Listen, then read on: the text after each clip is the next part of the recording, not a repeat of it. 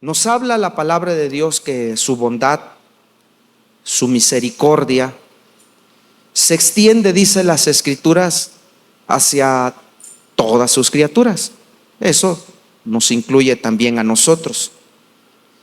Dice las Escrituras que Él hace salir a sol sobre justos e injustos, sobre buenos y a malos. Él hace salir el sol a todos, hermano.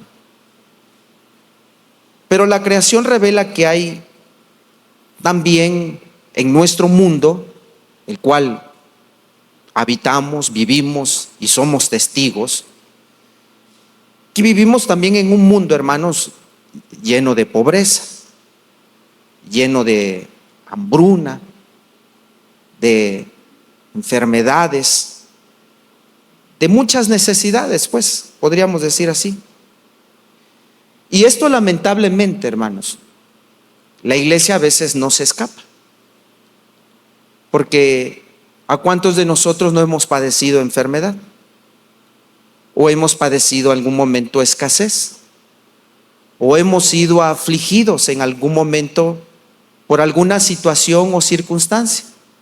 Puede ser laboral, puede ser emocional, puede ser familiar, puede ser conyugal, incluso hasta de carácter externo, ¿verdad? Un temblor, se cayó la casa y dices, ay, apenas la estaba yo levantando la pared y ya se cayó. Aflicciones. Nuestro mismo Señor Jesucristo dijo, en el mundo tendréis aflicción. Por eso decimos que esto aún no escapa dentro de la iglesia, hermanos, que seamos sacudidos por situaciones muy difíciles, como las que acabamos de mencionar, entre el mismo pueblo de Dios. Sin embargo, nuestro Dios demuestra su cuidado, su inmenso amor, su misericordia para con nosotros, hermanos. ¿De qué forma? De muchas maneras, hermano. El cual también seríamos unos ingratos en no reconocerlos o no darnos cuenta. Pero las Escrituras dicen que sus misericordias son nuevas cada día, cada mañana. A veces pasamos por altos esas gracias, esas misericordias de Dios que diariamente recibimos, hermano, porque ya lo vemos como algo normal, natural. Y a veces hasta se nos escapa agradecer a Dios, como por ejemplo, el respirar, el haber amanecido el día de hoy, el estar aquí, el de gozar con salud, el haber desayunado aunque sea unos frijolitos con unos huevos estrellados ahí, ¿verdad? Decimos, aunque sea, no nos ha hecho el pan de cada día. Y ahora podemos gozar, estar sentados en este lugar, hermanos, escuchando la palabra de Dios, el cual es una gran bendición. Pero que también a veces ni siquiera eso damos gracias, hermano. Dios revela muchas maneras su gracia y su misericordia. Y una de ellas, y esto concierne como iglesia, hermanos, es el ministerio diaconal. Lo repito, el ministerio diaconal. Esto hace del mismo un oficio, por demás, hermanos, podríamos decir, muy importante dentro de la iglesia. El ministerio diaconal es un ministerio muy importante, hermanos, dentro de la iglesia. Y vamos a explicar por qué. Me tienen paciencia, ¿verdad ustedes, hermanos? Que a veces yo hablo como el presidente, muy... Ahora, ¿en qué consiste la importancia de este oficio, hermanos? ¿Por qué decimos que es importante el oficio diaconal en la iglesia? En esta iglesia hay diáconos, hermano. Tal vez no les nombramos porque tal vez esa costumbre o cultura, tal vez ya no lo usamos, no es muy común, todavía hace años atrás.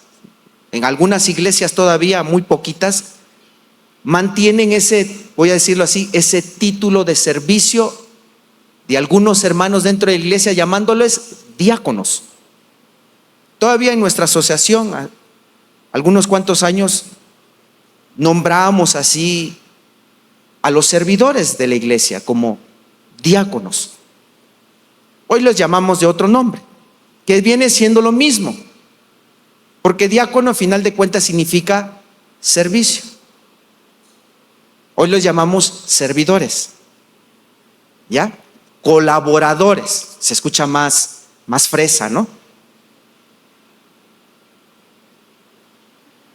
De nuestro pasaje que acabamos de leer del libro de los Hechos, podemos decir que su importancia se basa, según las Escrituras, hermanos, en 4 cosas.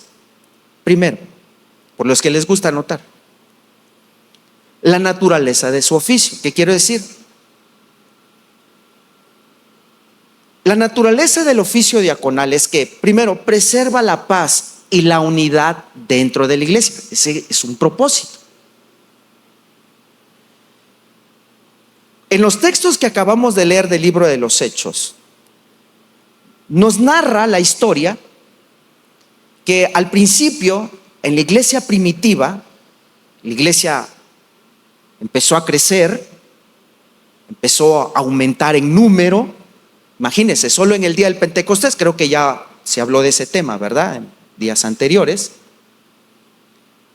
Dice que en ese primer día del derramamiento del Espíritu Santo, cuando Pedro estaba predicando ahí en el aposento alto, ¿se acuerda? Cuando se escuchó ese estruendo y todo el mundo llegó, ¿verdad? Así, ¿qué es eso? Y Pedro se levanta y empieza a disertar ahí la palabra del Señor. Y en aquel día, ¿se acuerdan cuántos se añadieron a la iglesia? ¿Cuántos? Nada más. No importa si se equivoca, ¿vale? Échele un número, el que quiera, hermano. Ahorita lo corregimos. ¿Cuántos? 3,000. Ya se escuchó más bonito. 3,000. Ahora, una semana después, cuando Pedro iba al templo a orar, ¿se acuerda? Sucede el milagro de aquel cojo y toda la multitud viene a ver, ¿verdad? Porque algunos se convierten a Cristo hasta por chismoso, ¿verdad? Ahí va la campaña, dice, ¿qué es ese ruido? Esta música. Ahí se pone allá atrás a escuchar el mensaje, recibe el mensaje y se convirtió a Cristo. ¿Cuántos así fueron convertidos a Cristo, hermano? Por chismoso. No dijeron amén. Algunos, sí, vaya. No, o sea, cuando decimos por curiosidad, pues, no por chismoso, porque algunos se ofenden, ¿verdad? Pero por curiosidad sí que va.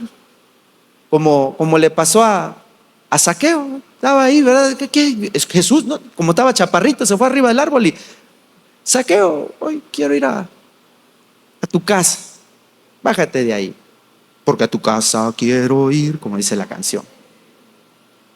Y Zaqueo entregó su vida a Cristo. Amén. Entonces, hermanos, al principio de la iglesia, hermanos, dice las Escrituras que empezó a crecer en número. En ese día de una semana después, perdón, me corté en el templo, cuando iban a la oración y aquel cojo se levanta milagrosamente y Pedro empieza otra vez a disertar el mensaje. Hermanos, ¿cuántos más se convirtieron en ese suceso, en esa tarde, hermano? 5,000. Entonces, en una semana, ¿cuántos eran en la iglesia? 8,000. Más los que ya estaban, quizás ya eran como 10,000. Quizás eran más.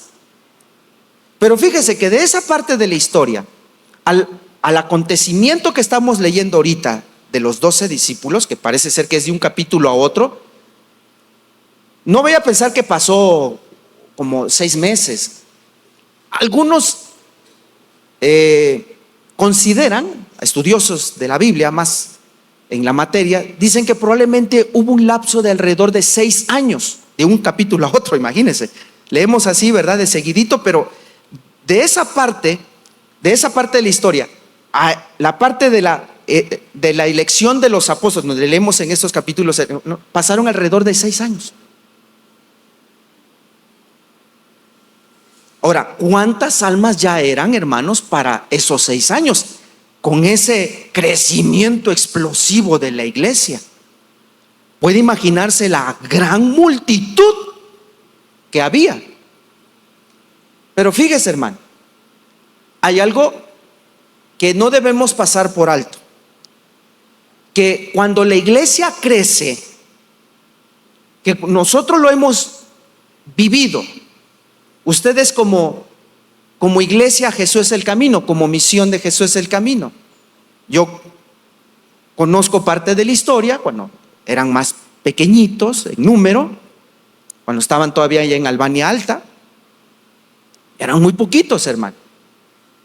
La iglesia ha empezado a crecer y sigue creciendo. Bendito sea Dios. ¿No dijeron amén, hermanos? Pero los que tienen más años desde que están allá en la Albania, hay una cosa que también han experimentado juntamente con el crecimiento. Cuando crece el número de la iglesia, hay otra cosa también que crece, que no nos gusta, pero va ahí. Y es que crecen los problemas. Amén, dijeron algunos, ¿verdad? Sí, crece el número, crece hay más responsabilidad, crecen también el número de los problemas. Y esto crece también la responsabilidad de uno como pastor, hermanos, crece más sus responsabilidades, está más ocupado. Antes me podía yo tomar un café con pan con el pastor Héctor, ahora tengo que pedir audiencia, ya está más ocupado.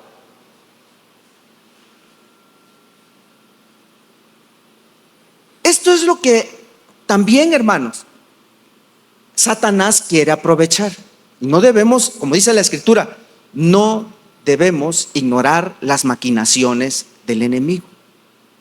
Entonces dice las Escrituras que empezó a brotar un problemilla ahí.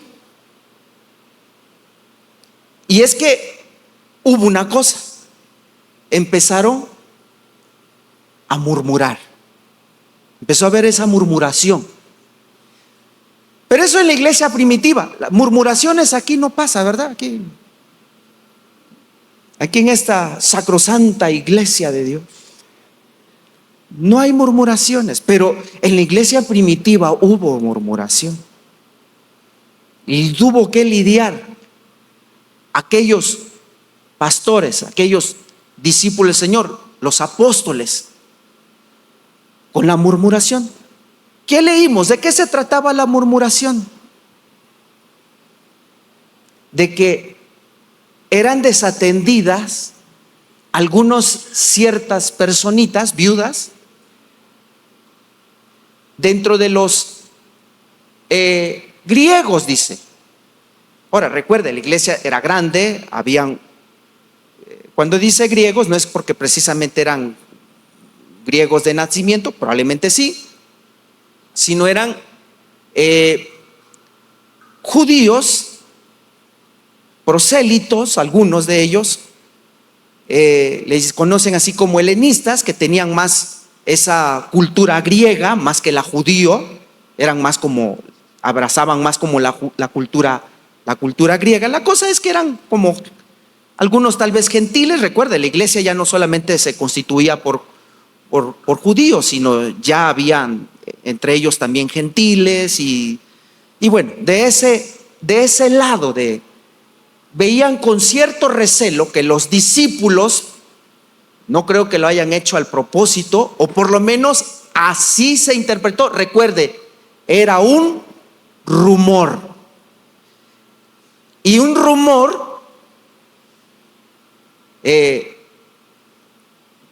podríamos decir que casi es un chisme. O sea, aquí no se comprueba tal rumor. O sea, no dice, sí, y los discípulos reconocieron que había. No. Habían comentarios. Yo creo que había malas interpretaciones.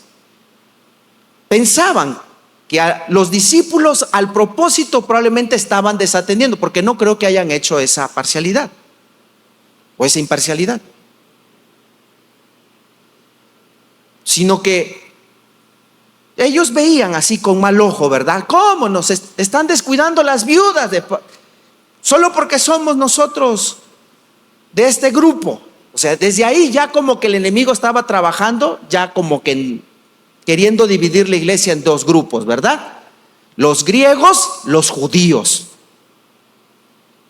Los más espirituales, los más carnales. O sea, ya esa división. Hubo un problema allí. ¿Cuál es el conflicto?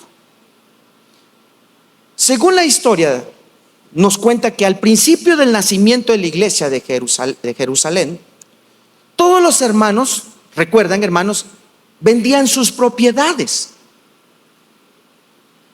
Y ellos, al vender sus propiedades, traían el precio de esas propiedades y lo donaban a la iglesia. Los apóstoles estaban, por ende, hermanos, encargados de administrar, de distribuir a los miembros de la iglesia, especialmente a los más necesitados,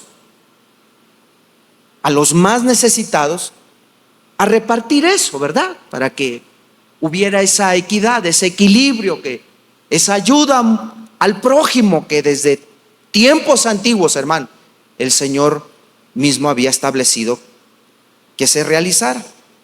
Pero ¿qué pasó? Con el paso de los años, la iglesia, hermanos, parece ser que esta situación empezó a hacerle un poco gravosa, más para los discípulos del Señor, para los apóstoles, al tal punto que parece ser que empieza a perderse el control, en el sentido que empezaron a murmurar. Como dice el versículo 1, hubo murmuración de los griegos contra los hebreos de que las viudas de aquellos eran desatendidas en la distribución diaria. No se le está ayudando. ¿Qué se está haciendo con la ofrenda? ¿Para qué se pide tanto dinero? A veces eso se corre en otras iglesias, aquí no. Pero en otras congregaciones se escuchan esos rumores, ¿verdad? ¿Y para qué? ¿Y qué se está haciendo? Mejor, y pensamos como el Judas, ¿verdad? Mejor se usara ese dinero para ayudar a los pobres. Entonces, hermanos, ellos al parecer veían que las viudas de los judíos de habla griega no estaban recibiendo adecuadamente la distribución diaria. O sea, un apoyo probablemente económico o despensa, qué sé yo, para la comida diaria, para lo que ellas necesitaban. Así que eso, hermano, aunque lo leemos con ligereza, provocó pareciera ser un cisma, hermanos, dentro de la congregación. O sea, sí, fue algo que no, nosotros lo leemos con ligereza, pero algo que tuvieron que los discípulos que enfrentaron. A ver, ¿cómo está eso? Ya aquí el enemigo pareciera ser estaba trabajando en la desunión de la misma iglesia. Aunque el propósito del Señor fue siempre la unidad de la iglesia, como la palabra del Señor dice en Juan 15, donde Él ora, ¿verdad? Donde dice, Padre, que ellos sean uno, como tú y yo somos uno. O sea, la oración, el propósito del Señor es que la iglesia estuviera siempre unida. Pero ya aquí, hermanos, la murmuración estaba trayendo conflicto, desunión. El Señor vino a traer unión, pero ahora pareciera ser que había un problema de desunión. Y ahora tenían que reconciliar las cosas, hermanos. Recuerde que el ministerio del Señor fue reconciliar el mundo con Dios. Pero esto estaba provocando desunión.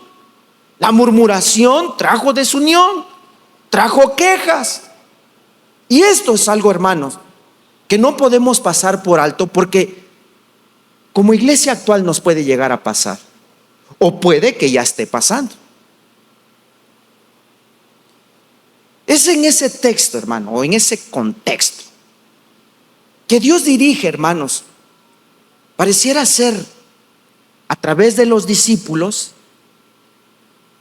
a elegir, a escoger los primeros 7 diáconos.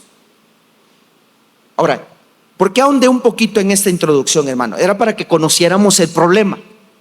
¿Cuál era el problema? Murmuración. La murmuración que trajo, desunión. Recuerde, ¿cuál es el propósito del Señor? La unidad. Entonces, los discípulos ven la necesidad de poder elegir a estos 7 diáconos. ¿Cuál sería el propósito de estos 7 diáconos? No solo atender las mesas, sino traer otra vez reconciliación. O sea, unidad, unión. Esa es la importancia del oficio diaconal. Traer orden, hermano. Y de esa manera, a través del ministerio diaconal, podríamos decir, Dios trae unidad a la iglesia. Es su propósito, traer unidad a la iglesia. ¿Está aquí? ¿A su nombre? Otra cosa más, era servir a los necesitados. Podríamos decir que esta es la esencia del ministerio.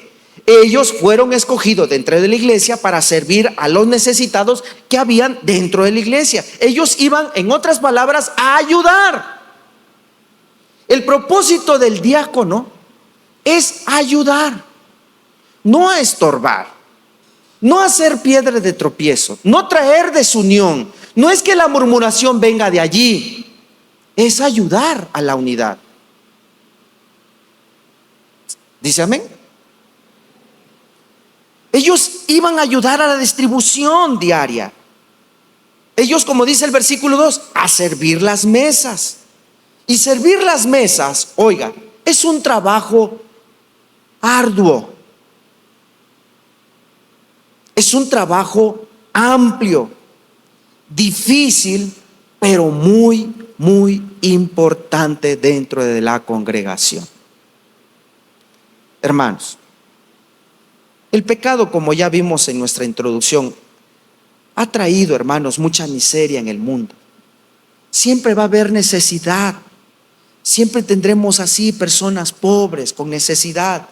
Y todos ellos, hermanos, deben ser atendidos. A veces se vuelve difícil. Puede ser que se convierta a veces tedioso. Pero es un ministerio muy bonito, la ayuda al prójimo, sobre todo a los de la casa del Señor. No es en qué le puedo yo sacar al hermano, sino cómo yo te puedo ayudar, hermano. Ese es el ministerio diaconal. Todas esas necesidades deben ser atendidas. Desde el Antiguo Testamento, Dios ya había provisto, hermanos, para el pueblo de Dios esas ciertas ayudas. Por ejemplo, en Levítico capítulo 23, versículo 22, leemos que dice: cuando segareis, dice, cuando segareis la mies de vuestra tierra, no segaréis hasta el último rincón de ella. Mire la ordenanza del Señor, cómo era la ley levítica, una orden.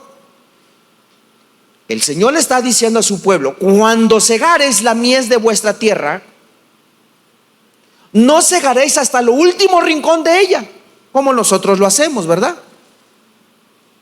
Digo, hablamos en nuestros tiempos. Quizás ustedes no son campesinos, no han sembrado todavía porque ni siquiera la lluvia viene.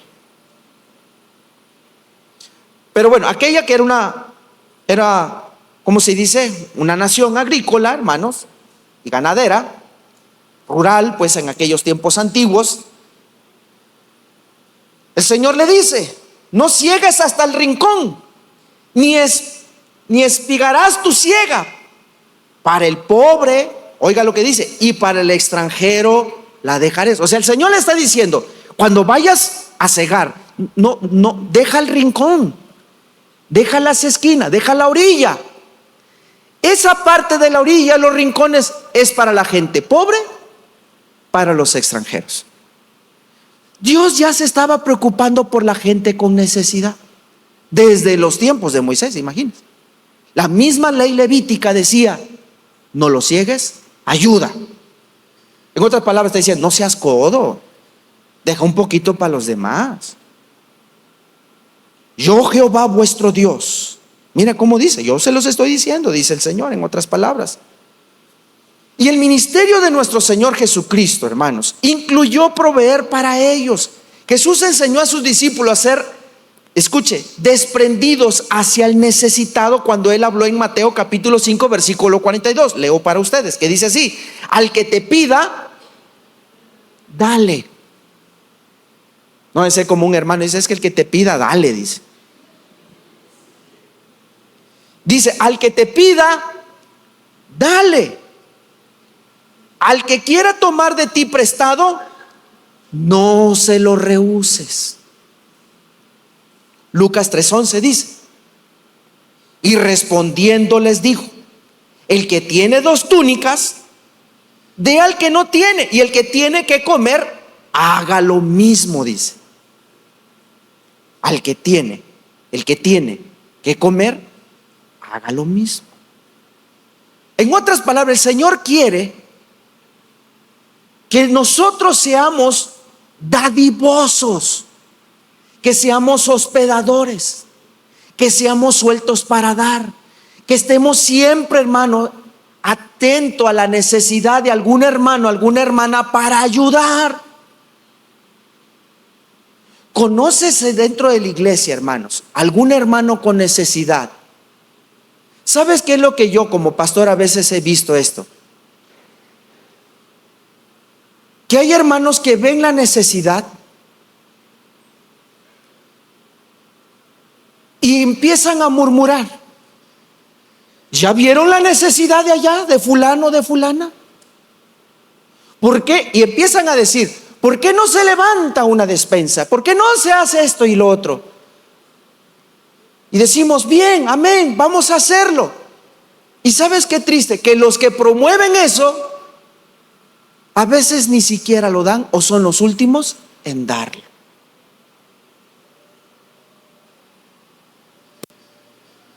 O sea, sí, que lo den, pero yo no doy. Sí, yo ya vi la necesidad, se lo voy a decir al pastor. No, si tal vez tú te diste cuenta primero, ve, corre. Tal vez Dios te permitió ver esa necesidad para que Dios pruebe de esa manera tu generosidad. Después tal vez la iglesia venga a ayudar. Pero hay cosas que urgen. Es que el hermano tiene 2 días sin comer. Bueno, hace 2 días que tú lo supiste, ¿por qué no se lo diste? No, ¿estás esperando que todos los demás corran? No sé si me doy a entender, hermano. El Señor dijo: y el que tiene, haga lo mismo. Así es que la importancia del oficio diaconal se ve en que demuestra de forma visible y palpable la compasión de Dios por todos los que sufren. Pero hay algo más, hermanos. La importancia del oficio diaconal lo vemos también porque ellos sirven al ministerio de la palabra. Los apóstoles dijeron que tales necesidades deberían de ser suplidas. O sea, ellos no dijeron: ya estamos hasta el colmo con esto, solo nosotros. Los apóstoles dijeron: no se debe dejar de atender, tienen que ser suplidas, pero no a costa del descuido de la predicación de la palabra, que es lo medular y lo más importante dentro de la iglesia. El pregonar el evangelio, el predicar la palabra de Dios, en el cual los discípulos habían recibido una orden directa de parte del Señor Jesucristo: ir a todo el mundo y predicar el evangelio. Ellos lo sabían muy bien. Dice el versículo 2: entonces los 12 convocaron a la multitud de los discípulos y dijeron: No es justo que nosotros dejemos la palabra de Dios para servir a las mesas. Versículo 4. Y nosotros persistiremos, dice, en la oración y en la administración de la palabra. O sea, no podemos descuidar el propósito por el cual Dios nos ha llamado, que es la predicación de la palabra. Miren, los discípulos tal vez al principio, recuerden, todo dice la Escritura que la iglesia primitiva no había, dice, al principio dice, no tenía nadie ninguna necesidad porque todas las cosas tenían en común. De tal manera que había gente que vendían una propiedad, lo traían a los pies de los apóstoles, así claramente lo dice, a los pies de los apóstoles. Entonces los apóstoles administraban ese dinero en la distribución de la iglesia en los necesitados. Y ellos al parecer lo hicieron por mucho tiempo. Recuerde, crece la iglesia, crece también la necesidad.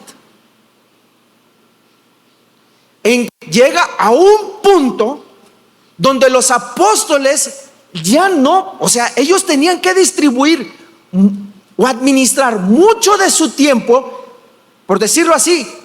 El tiempo de administrar las mesas pareciera ser que les estaba absorbiendo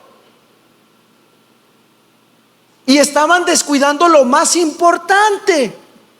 No digo que lo otro no era importante, hablo de lo más importante: la predicación y la oración. Por eso ellos dijeron: no es justo para nosotros que estamos predicando, que les estamos pastoreando, en que lo hagamos todo. Necesitamos quien nos apoye en esta tarea, en este oficio que parece, vuelvo a repetir, a veces tal vez muy sencillo, pero que se requiere de mucho amor, pasión hacia las almas. Es servir. El ministerio diaconal es un servicio directo hacia los necesitados, hermano. Así es que el ministerio diaconal existe para que los ministros se dediquen al ministerio de la palabra. Por eso dijimos que el diaconado es un apoyo directo a la administración de la palabra, porque a través de mi servicio diaconal, a través de mi apoyo como diácono, ayudo o estoy ayudando al pastor o a los que predican la palabra, para que ellos se dediquen de tiempo completo a lo cual el Señor los llamó a hacer: predicar, orar. Que uno puede, eso cualquiera lo puede hacer. A ver, hágalo usted entonces. Mire, el ministerio pastoral, ahorita este es un tema para predicación, hermano, muy amplio, pero no es un llamado personal, hermano. No es algo que así se nos ocurrió de repente, que mire que yo estaba estudiando arquitectura cuando Dios me llamó, y yo lo dejé no por flojo, no porque no quisiera, porque no me quedó otra cosa así como que, bueno, ya no pude con la arquitectura, que voy a ser pastor. Se me ocurrió ser pastor. O de niño me preguntaban: ¿y tú qué quieres ser, David, cuando seas grande? ¿Qué quieres? ¿Qué carrera quieres escoger? Pues estoy pensando que tal vez pastor. No, hermano. El pastor Héctor creo que estudiaba ingeniería civil. De ahí Dios lo llamó al servicio. Es un llamado. Bueno, yo hablarle de mi llamado es muy lo vamos a dejar para otro día, porque si le cuento llora, hermano, no da tiempo. Pero sí le puedo decir, es un llamado directo de Dios. No es algo así como que, David,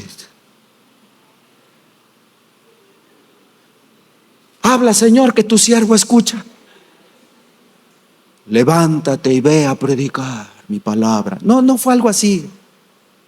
Pero es algo que se siente, hermano. Es una necesidad que Dios pone en tu corazón. Es casi difícil poderte explicar cómo es que Dios. A ver, yo me pregunto, ¿cómo es que llegué aquí? Hablo, no aquí, ahorita vine con el carro, hermano. Hablo de en este ministerio. Hablo en este bendito trabajo de ser pastor, hermano. Porque ser pastor es un trabajo. No es algo así como para gente floja. No. Ay, que no tiene nada que hacer. No, hermano. Es un trabajo. No se ve como un trabajo. No se reconoce como un trabajo. Nosotros lo escuchamos allá afuera en el trabajo. ¿Cuántos de nosotros lo hemos escuchado? Tú estás haciendo rico al pastor. El pastor no tiene nada que hacer. Nada que hacer. Si supiera que a veces nuestro trabajo empieza desde la madrugada y termina hasta muy noche. Y se requiere, mire que el pastor Héctor tiene que atender. Todos saben la necesidad que está atendiendo en este momento. No está aquí no porque, ay, qué flojera. Ay, que vaya a predicar el pastor David. No. Se requiere.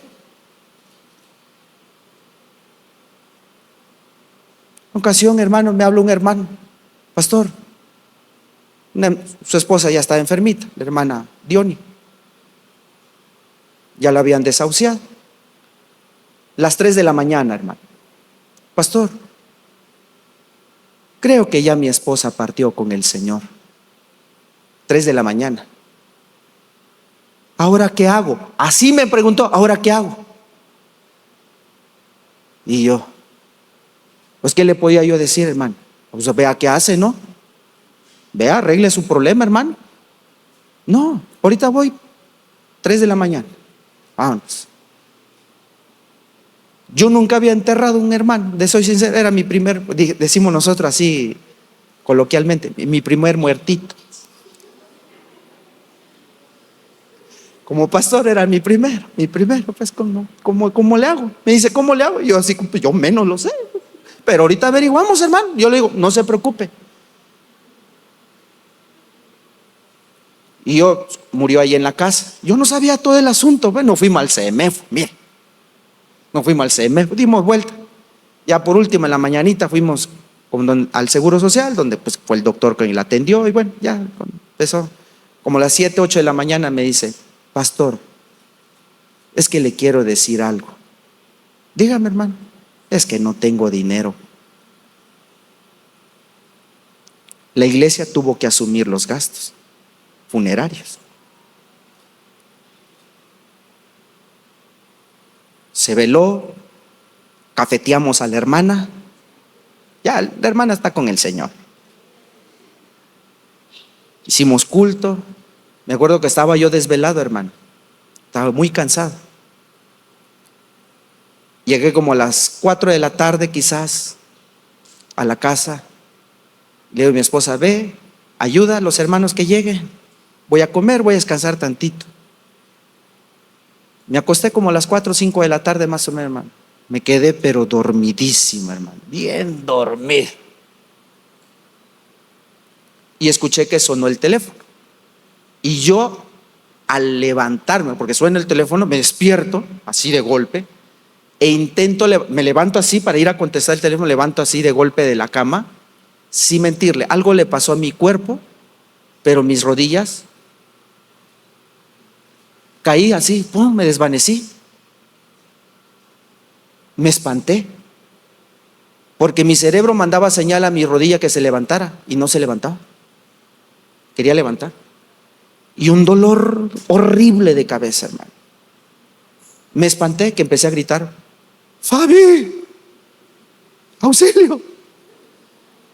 Me espanté, de verdad. O sea, tu cuerpo que le dices, me quiero levantar, pero no puedo. ¿Qué me pasa?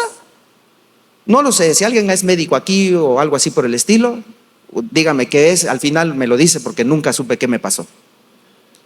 Dolor de cabeza horrible. Al ratito como que ya mis pies empezaron a decir, ya me puedo levantar, ok.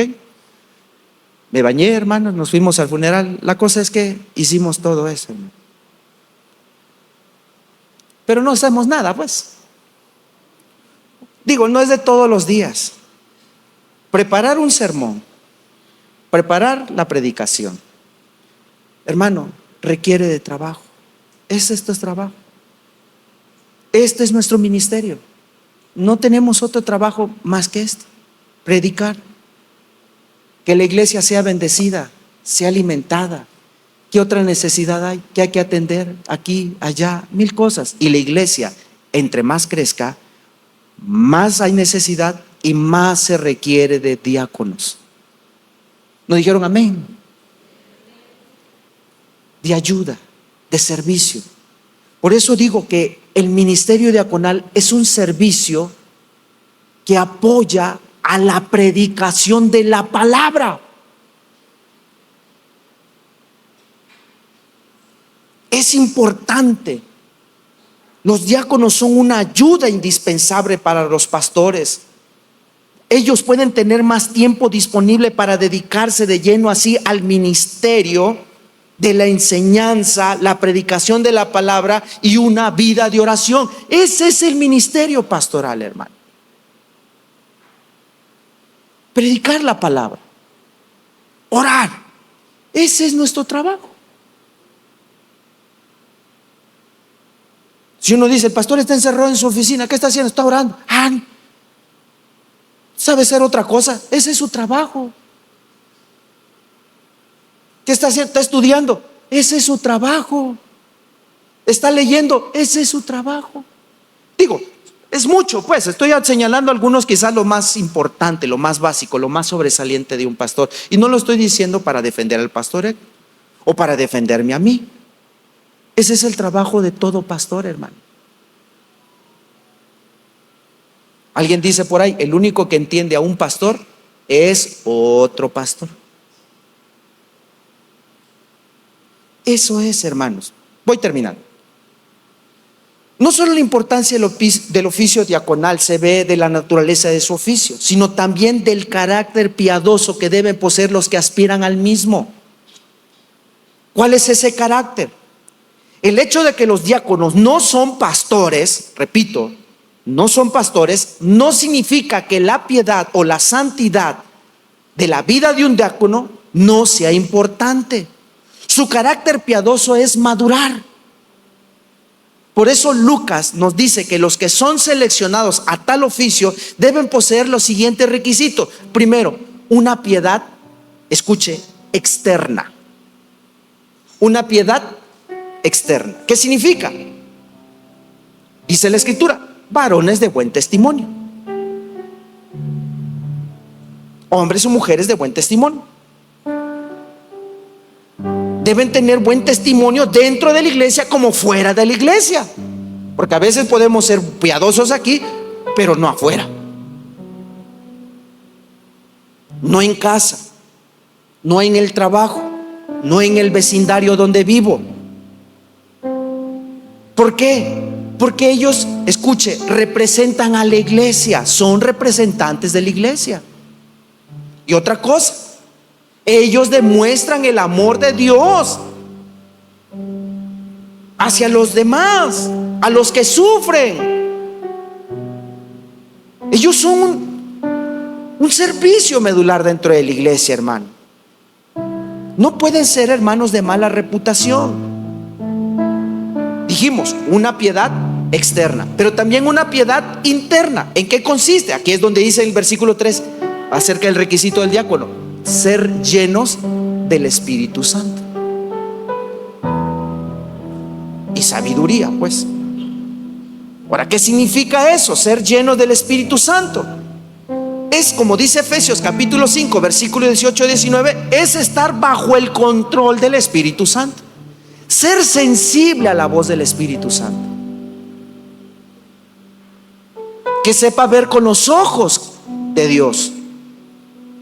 Que tenga ojos compasivos, un corazón compasivo, sensibilidad. Y yo sé que hay hermanos así. Y ojalá este mensaje sea un empujoncito para algunos, tal vez, para ejercer un ministerio como tal, de servicio dentro de la iglesia. Y los que ya están ejerciendo un ministerio así, hermano, sígalo haciendo. No lo deje. No lo deje si es por causa como sucedió a los discípulos. Ellos no dijeron: ya voy a dejar de predicar, ya voy a dejar de pastorear, renuncio al ministerio. Solo andan hablando y no ayudan, solo andan hablando. No, ellos buscaron solución. Si usted lo está haciendo, hermano, oiga, y tal vez está siendo murmurado por alguien o por muchos, hermano, y usted ha pensado dejarlo, hermano, no lo haga. No lo haga. Usted siga adelante, usted está sirviendo al Señor.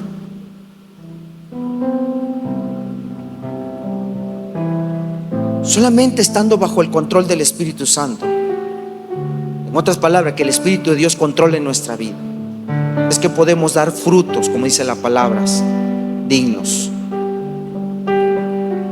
Porque es así como podemos reflejar el carácter de Cristo en nuestra vida. Esos diáconos, como tales, son confiables. Deben ser honestos, compasivos, tiernos, dulces, no amargos, no agrios. Que sepa identificarse con los que sufren. En otra palabra, debe ser empático, no apático. Amén. Debe saber aprender a estar en el lugar de otro.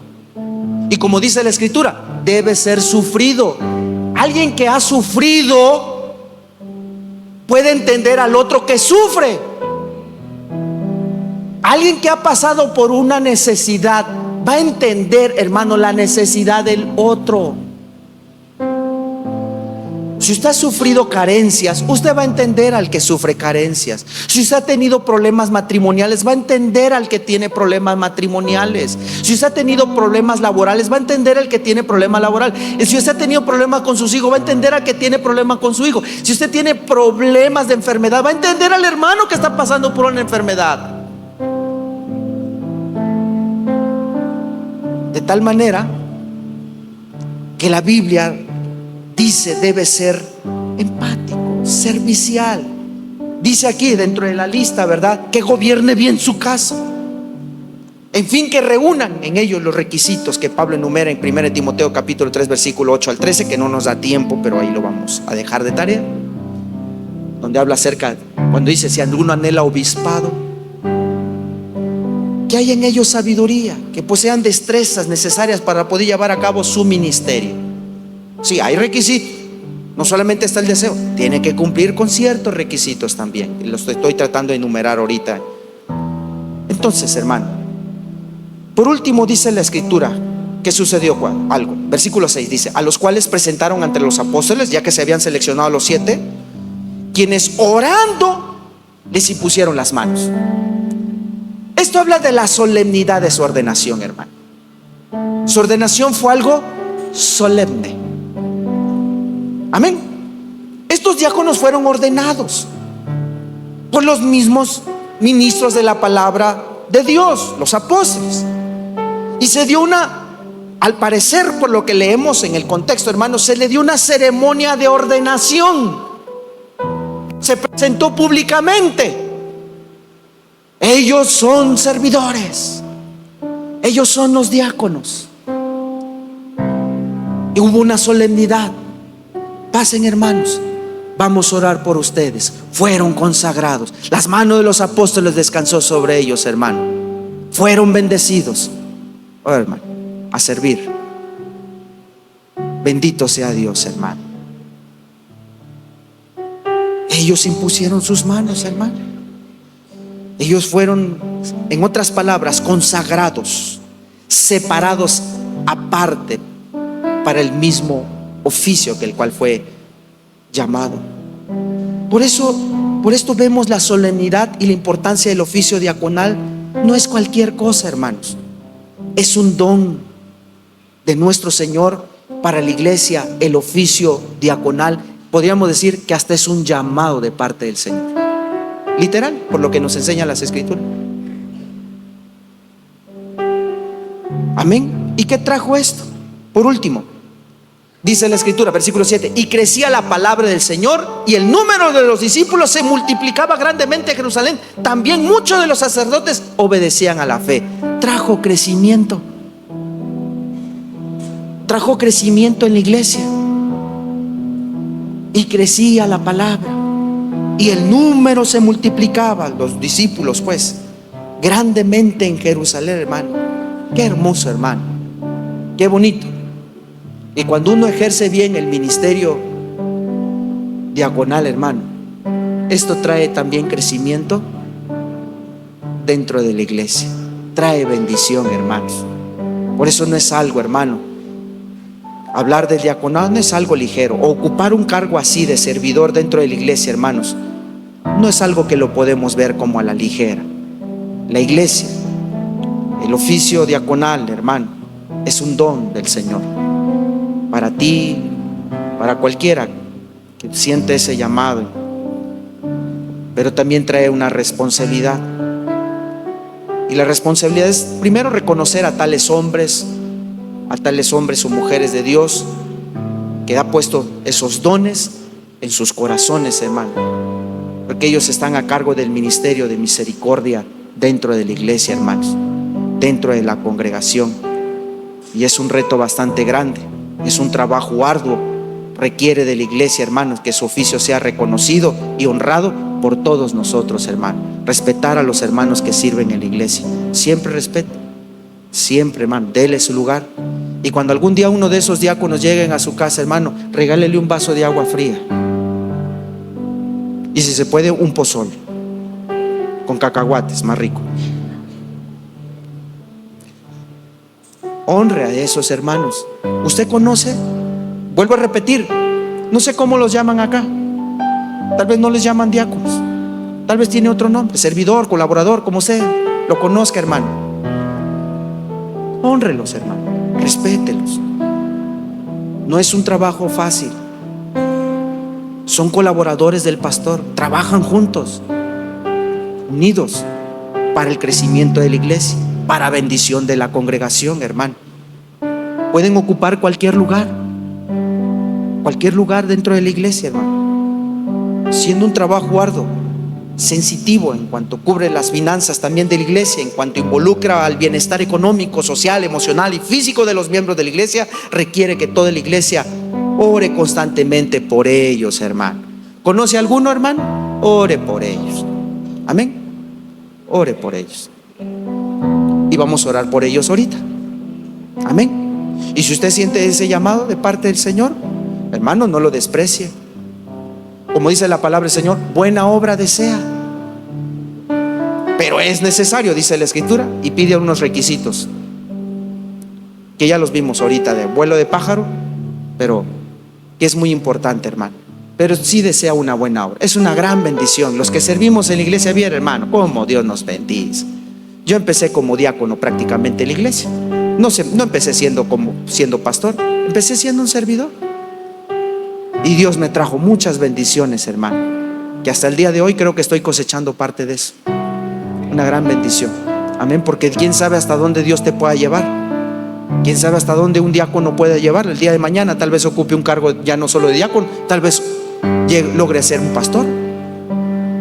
Qué gran bendición, hermano. Amén. Vamos a orar. Vamos a estar de pie. Si hay algún servidor aquí, hermano, en la congregación, alguien que tiene tal vez el trabajo diaconal, ¿quiere pasar aquí y orar, hermano? Si usted conoce a uno, ore por él. Amén. Tal vez es su líder de reunión familiar, o tal vez, no sé, es una hermana, pero usted sabe que es una servidora en la iglesia. Dele gloria a Dios, dele gracias a Dios y ore por ese hermano, por esa hermana.